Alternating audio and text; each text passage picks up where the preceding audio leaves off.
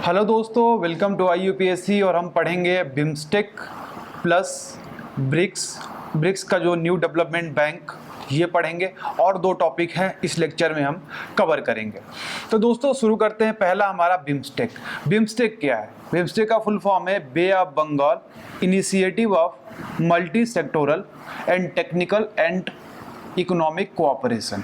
तो देख सकते हैं आप टेक्निकल और इकोनॉमिक कोऑपरेशन के लिए हमारा बिम्स्टेक बनाई गई है। सर कब बनाई है? 6 जैन 1997 में ये फोर्स में आया है। ठीक है। अच्छा जी सर, ये बताओ कि कंट्री कौन कौन सी है बिम्स्टेक में? बिम्स्टेक में सर बेसिकली साउथ एशिया की हमारी 5 कंट्री हैं और साउथ ईस्ट एशिया की हमारी 2 कंट्री हैं। ठीक है। तो साउथ ईस्ट एशिया की 2 कंट्री कौन है? एक हमारी थाईलैंड है और दूसरा हमारा म्यांमार है। और साउथ एशिया की जो 5 कंट्री कौन है? जो बेसिकली सर आप सार्क की कंट्री जानती हैं जो 8 हैं, उसमें से पाकिस्तान अफगानिस्तान को आप निकाल दीजिए और मालदीव को निकाल दीजिए। वो जो 5 कंट्री बचती हैं वो क्या है? हमारी साउथ एशिया की कंट्री है। ठीक है। मतलब इंडिया, भूटान, नेपाल, बांग्लादेश, श्रीलंका, ओके, ये हमारी जो 5 कंट्री हैं ये साउथ एशिया से हमारे बिम्स्टेक में पार्टिसिपेट करती हैं। 7 कंट्री टोटल हैं, 5 साउथ एशिया से और 2 साउथ ईस्ट एशिया से। सर इनका फोकस एरिया क्या है? फोकस एरिया ये है टूरिज्म। टूरिज्म कहाँ करोगे? बे ऑफ बंगाल में। कोऑपरेशन किस लिए? एजुकेशन, पॉवर्टी, इसको खत्म करने के लिए कोऑपरेशन करेंगे। उसके बाद पीपल टू पीपल इंटरेक्शन बढ़ाएंगे ताकि ये जो कंट्रीज है ये कल्चरली इंटीग्रेट हो जाए। ओके। तो देखिए अभी जो हमारी बिम्स्टेक में जो की हाइलाइट्स जो बात हुई है, इसको बेसिकली क्या कहा गया कि जो टेरर अटैक हुआ उरी में, ओके, उसके बाद पठानकोट पे, इसको क्रिटिसाइज किया गया है और इन्होंने रेटिफिकेशन भी किया है कि हम कॉम्बैट करेंगे टेररिज्म को। उसके बाद क्या करेंगे? कंजर्वेशन ऑफ बायोडाइवर्सिटी करेंगे। इसके बाद पीपल टू पीपल इंटरेक्शन करेंगे। इसके बाद हम क्या करेंगे सर कि हम, पता है आपको पता चलेगा कि जो हमारा साउथ ईस्ट एशिया है यहाँ पे एक डोमिनेंट जो रिलीजन है वो बुद्धिज्म है। अब बुद्धिज्म कहाँ से गया है आपको पता ही है, बुद्धिज्म आपकी इंडिया से गया है। तो कहीं ना कहीं हम, पता है, कल्चरली और हिस्टोरिकली हम ज्वाइंट हैं कहाँ से? साउथ ईस्ट एशिया से। साउथ ईस्ट एशिया से अच्छा बात बोले तो आसियान से। आसियान जो है 10 कंट्री साउथ ईस्ट एशिया की वो आसियान में ही आती हैं। तो सर वहां पे हमने क्या प्रपोज किया है कि हम बुद्धिस्ट सर्किट बनाते हैं, हेरिटेज साइट बनाते हैं और कल्चरल इंडस्ट्रीज बनाते हैं। तो ये जो हमारा प्रपोज्ड है ये हमारे कल्चरली एक दूसरे को पीपल टू पीपल इंटरेक्शन करने में काफ़ी मददगार साबित होगा। उसके बाद हमारा टूरिज्म इंडिया काफ़ी ज़्यादा बढ़ सकता है क्योंकि जितने बुद्धिस्ट की साइट्स हैं ये हमारी इंडिया में है और वहाँ से लोग क्या करेंगे कि बुद्धिस्ट जो पिलग्रिम होंगे ये आकर यहाँ पर कल्चरल हमारा टूरिज्म हो सकता है। ठीक है। उसके बाद सर हम क्या करें? तो दोस्तों हम आगे देखते हैं कि हमारा रेलिवेंस क्या है बिम्स्टेक का।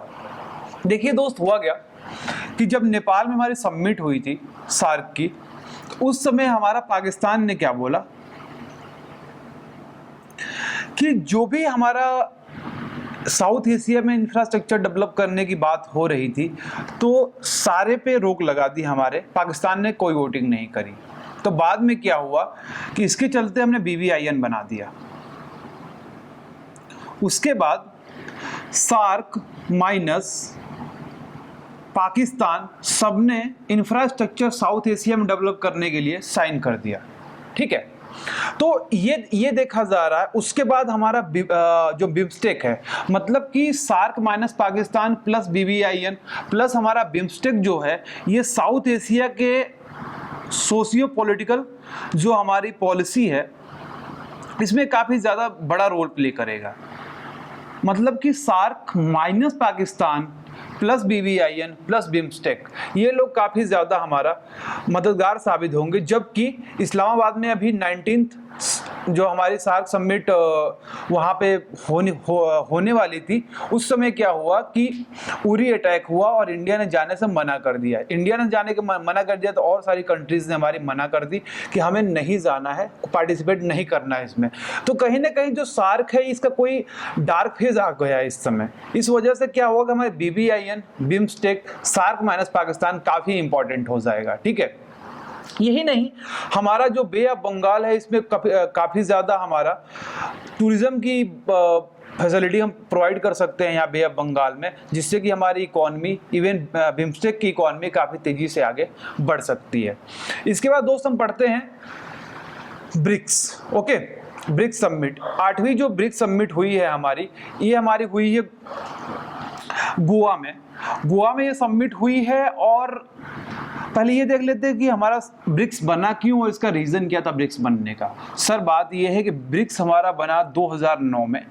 ठीक है, इसके पहले ये ब्रिक था, BRIC। जरा ब्रिक्स का फुल फॉर्म देखेंगे तो आपको पूरी कंट्रीज क्लियर हो जाएंगी। ठीक है, पहले ये ब्रिक था, ब्राज़ील, रसिया, इंडिया, चाइना। लेकिन 2011 में क्या हुआ, 2011 में साउथ अफ्रीका ने भी ज्वाइन किया। ठीक है, तो ये बहुत तेजी से डेवलप करने वाली इकॉनमी है। ये ब्राज़ील हमारा लैटिन अमेरिका में बहुत तेजी से डेवलप करने वाली इकॉनमी है। रसिया भी हमारी इकॉनमी डेवलप कर रही है बहुत तेजी से, इंडिया की कर ही रही है, चाइना कर ही रही है और साउथ अफ्रीका की कर रही है हमारी इकॉनमी बहुत तेजी से। ठीक है, अब देखिए जो हमारा 8वीं समिट हुई गोवा में, इसका थीम क्या था।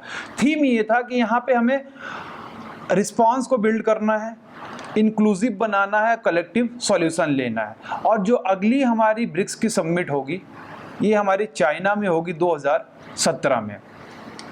अब देखिए जरा, जब समिट हुई तो कुछ बात भी हुई होगी, समोसा खाने तो आए नहीं होंगे ना इसके जो भी हमारे प्रेसिडेंट होंगे, कुछ तो बात हुई होगी। तो बात ये हुई सर कि देखिए इस समय 2-3 बातें बहुत तेजी से चल रही हैं हमारे वर्ल्ड के सिनारियो में। पहली चीज़, टेररिज्म बहुत बड़ा मुद्दा है। तो इंडिया ने क्या किया, इस पे एक फ्रेमवर्क बनाकर UN में सबमिट किया हुआ है, जिसको हम बोलते हैं CCIT। ठीक है, लेकिन अभी तक वो एडॉप्ट नहीं हुआ है। ये मुद्दा मैंने बहुत पहले पढ़ा दिया है CCIT पे, इसको आप देख लें पीछे जाकर। उसके बाद चल रहा है सस्टेनेबल डेवलपमेंट गोल, मतलब agenda 2030 SDG, sustainable development goal. तो सर अभी पिछले लेक्चर में आपको बताया है हमने कि एजेंडा में क्या है सर कि 2015 में ये न्यूयॉर्क में अडॉप्ट किया गया UN के हेडक्वार्टर में, और 15 साल का एक लक्ष्य दिया गया है जिसमें 17 आपके टारगेट्स होंगे, आपका गोल होगा, और 169 आपके मिशंस होंगे। इसमें क्या करना है कि आपको सोशल, इकोनॉमिकल और इन्वायरमेंटल सस्टेनेबल डेवलपमेंट करना है, ताकि 2030 के बाद जो वर्ल्ड है ये सस्टेनेबल के रास्ते पे चले, नहीं तो ये वर्ल्ड बचेगा ही नहीं। ठीक है सर, ये बात हुई। उसके बाद बात ये है कि UN रिफॉर्म की बात होती है। UN रिफॉर्म की क्या बात होती है कि जो वहाँ पे परमानेंट मेंबर हैं, UNSC जिसको बोलते हैं, यूनाइटेड नेशन सिक्योरिटी काउंसिल, वहाँ पे 5 मेंबर हैं, लेकिन उसमें रिफॉर्म की ज़रूरत है। क्यों? क्योंकि जब ये हमारा P5 बना था, UNSC बना था, ये यूनाइटेड नेशन का गठन हुआ था 1945 में, तो सर उस समय जो हमारा सोशल इकोनॉमिकल कंडीशन था ये बहुत सारी कंट्रीज़ का इस समय चेंज हो गया है। ओके, तो आपका एक G4 नेशंस हैं जो एक दूसरे को सपोर्ट करते हैं UNSC में जाने के लिए। सर G4 नेशंस कौन कौन है? इंडिया है, जापान है, ब्राज़ील है और जर्मनी है। ये क्या करते हैं, ये G4 नेशंस हैं, ये एक दूसरे को सपोर्ट करते हैं, वर्ल्ड कम्युनिटी से मदद लेते हैं कि हम UNSC के परमानेंट मेंबर सिक्योरिटी काउंसिल में हम चले जाएं।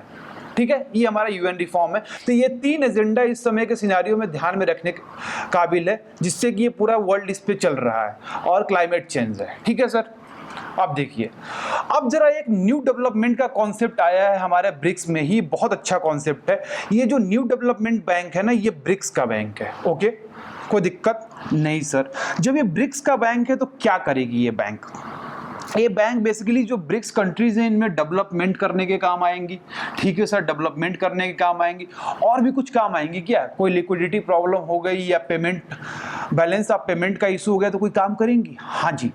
ये क्या हुआ है कि इन्होंने एक ब्रिक्स ने कंटीजेंसी रिजर्व अरेंजमेंट किया है जो इस्टेब्लिश हुआ 2015 में। ठीक है, अब क्या हुआ है कि जो सेंट्रल बैंक है पांचों कंट्रीज के, ठीक है, पांचों कंट्रीज के हमारे जो सेंट्रल बैंक हैं ये आपस में ट्रांजैक्शन कर सकते हैं। जब प्रॉब्लम आएगी लिक्विडिटी की या बैलेंस ऑफ पेमेंट की प्रॉब्लम आएगी तो आपस में एक दूसरे की ये मदद करेंगे। मतलब एक गांव में 5 घर है जो थोड़ा थोड़ा पैसा डालेंगे उसमें और मुसीबत के टाइम पे वो काम आएगा। सर तो बहुत इंपॉर्टेंट है हमारा न्यू डेवलपमेंट बैंक। इसके बाद देखते हैं सर, एक हमारा छोटा सा आइलैंड है मार्शल्स आइलैंड जो पैसिफिक ओशन में है और इसने एक केस फाइल किया यूएन में कि न्यूक्लियर डिसआर्मामेंट होना चाहिए। मतलब सर कि जो भी न्यूक्लियर वेपन है इसको सारे को ख़त्म कर देना चाहिए। ठीक है, तो ज़रा न्यूक्लियर वेपन के जो हमारे जितनी भी यहाँ न्यूक्लियर वेपन है ऑल ओवर वर्ल्ड में देख लेते हैं कहाँ पे है और कितना है। तो सर अभी तक इस अर्थ पे 16,400 न्यूक्लियर वेपन है। ठीक है, और सबसे ज़्यादा जो न्यूक्लियर वेपन रखा हुआ है उसमें आप देख सकते हैं कि सबसे ज़्यादा रसिया के पास है और 5 बड़े न्यूक्लियर वेपन जिन्होंने रखा हुआ है यूएस, यूके, फ्रांस, रसिया और चाइना, ये सबसे बड़े हैं। अच्छा जी, ये बड़े हैं तो छोटे छोटे कौन है? India, Pakistan, Israel, Iraq, Iran, Libya, Syria, Korea, इन्होंने भी न्यूक्लियर वेपन डेवलप कर लिया है। तो जरा एक बार आप देख ले कि कहाँ कहाँ पे डेवलप हो चुका है। तो सीरिया में भी डेवलप हो गया है, इराक में भी हो गया है और लीबिया ने भी डेवलप कर लिया है। तो सर ये जो पैसिफिक आइलैंड है, सॉरी जो मार्शल हमारा आइलैंड है, इसने जब बोला कि न्यूक्लियर डिसआर्मामेंट होना चाहिए तो जो न्यूक्लियर वाली कंट्रीज है ना, इन्होंने कोई एक्सक्यूज दिया। इन्होंने बोला सर ये बेसिकली स्ट्रेटेजिक हमारे डिफेंस के लिए है, हमारे ऊपर बहुत खतरा मंडरा रहा है। ठीक है, लेकिन ये जो मल्टीपोलर वर्ल्ड है यहाँ पे एक्सक्यूज काम नहीं आएगा। कह रहे हैं कि हम बहुत सारे अटैक के लिए होते हैं, जिसे हमारा होता है ना कि गांव में एक बड़े जो नेताजी होते हैं इनके पास 4-5 गनर होते हैं, बस फर्जी भौकाल के लिए होता है, कोई काम नहीं होता, उसका दिखाना होता है। अरे गनर रखने है तो भाई पिस्टल रख को दुनाली रखकर स्कॉर्पियो से निकाल कर दिखाने की क्या जरूरत है ना। तो ये बेसिकली भौकाल मारने के लिए होता है कि हाँ जी हमारी भी कोई औकात है। ठीक है, अब सर बात ये होती है कि आप जब बम बनाते हो तो ये पब्लिक का पैसा डाइवर्ट करके बम बनाते हो। तो सर पब्लिक का पैसा कहाँ जाना चाहिए? पब्लिक का पैसा एजुकेशन में और हेल्थ पे जाना चाहिए। ठीक है, अच्छा जी, ये न्यूक्लियर वेपन फट गए ना तो ये जो गोला है हमारा छोटा सा, एक समंदर में एक बूंद के बराबर जो हमारा ये गोला है ना, ये बर्बाद हो जाएगा। प्रॉब्लम ये है सर। ठीक है, और ये क्या है कि जो लोग हैं इनको बराबर डर बना रहता है न्यूक्लियर वेपन का, इसलिए इसको खत्म कर देना चाहिए जड़ से, सारे न्यूक्लियर वेपन को हटा देना चाहिए। ओके, और ऐसा भी तो हो सकता है कि पाकिस्तान ने जो डेवलप किया है हमारा न्यूक्लियर वेपन, तो क्या होगा कि यहाँ पे जो भी हमारे हाफिज सईद साहब हैं किसी दिन पागल हुए और ये गए और पाकिस्तान के न्यूक्लियर वेपन में कब्जा करके छोड़ दिया इंडिया पे, ले है ना। मतलब टेररिस्ट ग्रुप के हाथ में भी तो जा सकता है ना ये। तो ये हमारे सारे पॉइंट्स हैं न्यूक्लियर डिसआर्मामेंट के लिए, और इंडिया इसका बहुत स्ट्रॉन्ग सपोर्टर है न्यूक्लियर डिसआर्मामेंट के लिए। इसीलिए तो इंडिया जो है एनपीटी साइन नहीं करता। वो कहता है कि जो आपको खत्म करना है तो जड़ से खत्म करो। न्यूक्लियर प्रोलिफरेशन जो ट्रीटी है इसको ये साइन नहीं करता, सॉरी न्यूक्लियर नॉन प्रोलिफरेशन जो ट्रीटी है उसको साइन नहीं करता। कहता है खत्म करना है तो भाई आप जड़ से खत्म करो ना, कि रुकावट क्यों डाल रहे हो। कि गांव में 100 फैमिली है तो 10 फैमिली के बाद हथियार रहे और 10 फैमिली मिलके बोले कि नहीं भाई 90 लोग हथियार नहीं रह सकते हैं, तो कहाँ की इक्वालिटी हुई सर? छोटे से गोले पे क्या इक्वालिटी आप दिखाएंगे? तो न्यूक्लियर डिसआर्मामेंट होना चाहिए, ये इंडिया का स्टैंड है और ये इंडिया इस पे खड़ा रहता है।